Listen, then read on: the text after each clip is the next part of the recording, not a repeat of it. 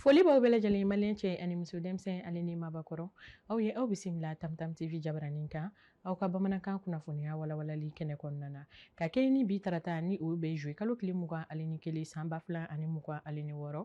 bakuruba minnu bɛ an bolo ni o bɛna walawala ka o da aw tulo ka o la kumaba dɔ filɛ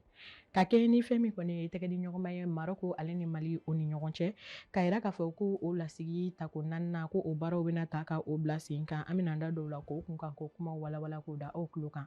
o tɛmɛnen kɔfɛ ka bɔ yen nɔ ka kɛɲɛ ni fɛn min kɔni ye an ka sante ko nasiraw fɛ o ɲɔgɔndan kɔni o baaraw bɛ ka ta ka o kɛ minnu donna kununko tɛnɛn an bɛna da dɔw la ko walawala ko da aw bɛɛ lajɛlen tulo kan ninnu de bɛ an bolokɔrɔ bi aw ye aw dan kasi an bɛna bi kunnafoniya ka o dayɛlɛ ni kibaruya ye kibaruya mun ni o bɛ tali kɛ an ka diplomasi bunakun kan ale ni sɔrɔbɔsɔn siraw olu yakubayali bunakun kan kɛrɛnkɛrɛnnenya la Bamakɔ faaba kɔnɔna na ka yira k'a fɔ ko tɛgɛdi ɲɔgɔnma fan fila bɔ o baaraw nasira fɛ ko an ka jamana kɔnɔna na an ka jamana ɲɛmaaw ye maaw bisimila kɛrɛnkɛrɛnnenya la ni o bɛ tali kɛ Grande Commission Mixte Coopération Mali ale ni Maroko o ni ɲɔgɔn cɛ ka yira k'a fɔ ko o baaraw tako 4nan o bɛna ta ka o kɛ juwe kalo tile 21 ka taa bila tile 24 san 2026 kɔnɔna na ka yira k'a fɔ ko hakilinaw minnu taara ka o kɛ o baara kɔnɔna na ko o dɔw bɛ tali kɛ kɛrɛnkɛrɛnnenya la sigikafɔ la dɔnnibaw olu ni ɲɔgɔn cɛ ni an ko o ma ko la réunion des experts o nasiraw fɛ ka yira k'a fɔ ko alamisa nata ni o bɛ juwe kalo tile 23 ma ko fɛn min kɔni ye fara ɲɔgɔn kan ye o bɛna ta ka o kɛ cikaw na minnu ni olu bɛ bɔ Maroko ale ni Mali o ni ɲɔgɔn cɛ ka yira k'a fɔ ko a baaraw bɛna ta ka o kɛ an ka minisiriw fɛ minnu ka baara bɛnnen don jagoko ɲɛnabɔli bunakun kan walasa ka se ka investissement minnu ni olu bɛ kɛ anw fɛ yen nɔ ka o la yakubaya cogoya min na walasa sɔrɔ ko olu nasiraw ka se ka sabati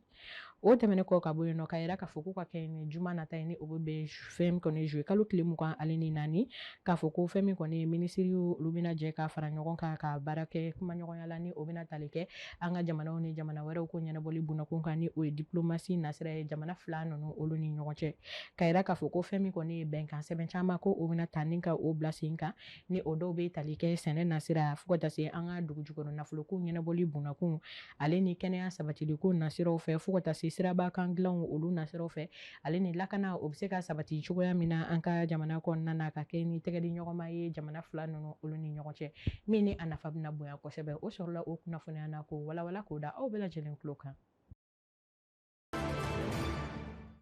halisa an bɛ to kɔkan kibaruyaw olu bunakun kan Mali ale ni jamana wɛrɛw ni ɲɔgɔn cɛ an bɛna an da don min kibaruya la o de bɛna tali kɛ Mali ale ni Algérie o ni ɲɔgɔn cɛ dɔgɔkun tɛmɛnenw na ka yira k'a fɔ ko hakilinaw olu taara ka se ka fɛn min kɔni ɲɛdakura di tɛgɛdi ɲɔgɔnma ma Mali ale ni Algérie o ni ɲɔgɔn cɛ ka yira k'a fɔ ko hali bi ko sinsinbere walasa ka o sɔrɔ ka o kɛ o tɛgɛdi ɲɔgɔnma la ko an ka minisiri minnu ka baara bɛnnen don fɛn min kɔni Mali ko kunta ɲɛnabɔli ma jamana kɔkannaw la ni o ye Abdoulaye Diop ye ale kɔni ye maa bisimila kɛrɛnkɛrɛnnenya la ni o ye fɛn min kɔni Algérie lasigiden ye ni o baaraw taara ka o kɛ kunun ko tɛnɛn ni o tun bɛ juwe kalo tile 20 san 2026 ni o ye Kamale Reteb ye ka yira k'a fɔ ko kɛrɛnkɛrɛnnenya la ko hakilina minnu ni olu taara ka o kɛ o de bɛ tali kɛ fɛn min kɔni Algérie lasigiden ale kɔni nana ka na ɲɛfɔli kɛ kɛrɛnkɛrɛnnenya la hali bi baarasiraw olu tali kan mun bɛna kɛ a fɛn min kɔni lasigiden fɛ Algérie tɔgɔya la Mali o kɔnɔna na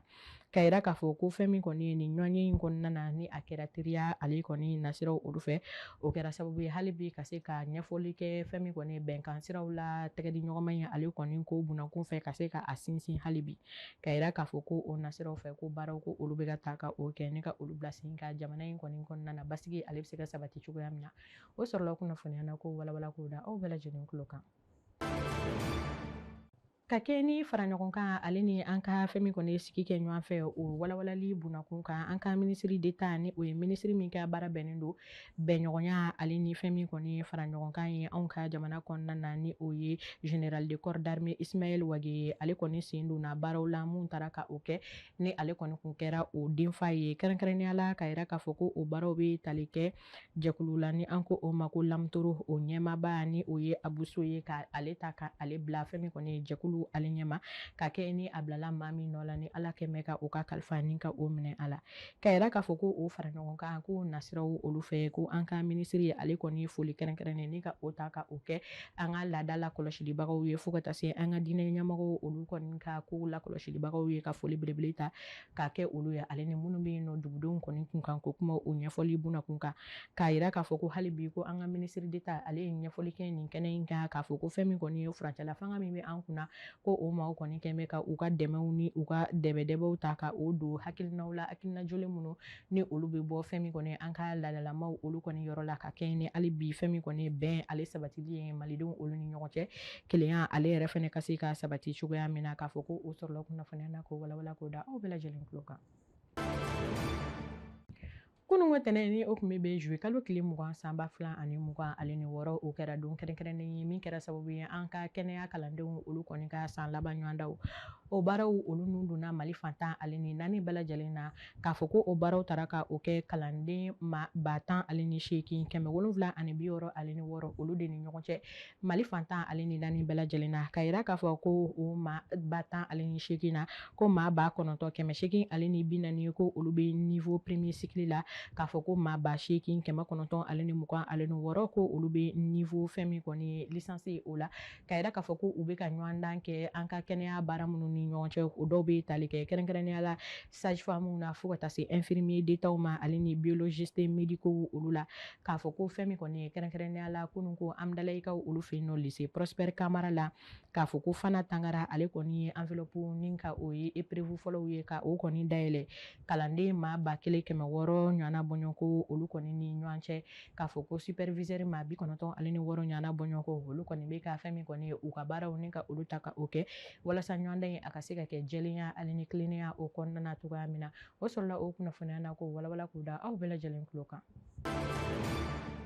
Nin bɛ dan sigi aw ka kunnafoniyaw la bi Tam Tam TV jabaranin sanfɛ ka aw sɔgɔlen to an na aw tɛna fɔ aw jigi kɔ kunnafoniya ko la an b'a fɔ ko aw k'an bɛn wagati wɛrɛw la wassalam.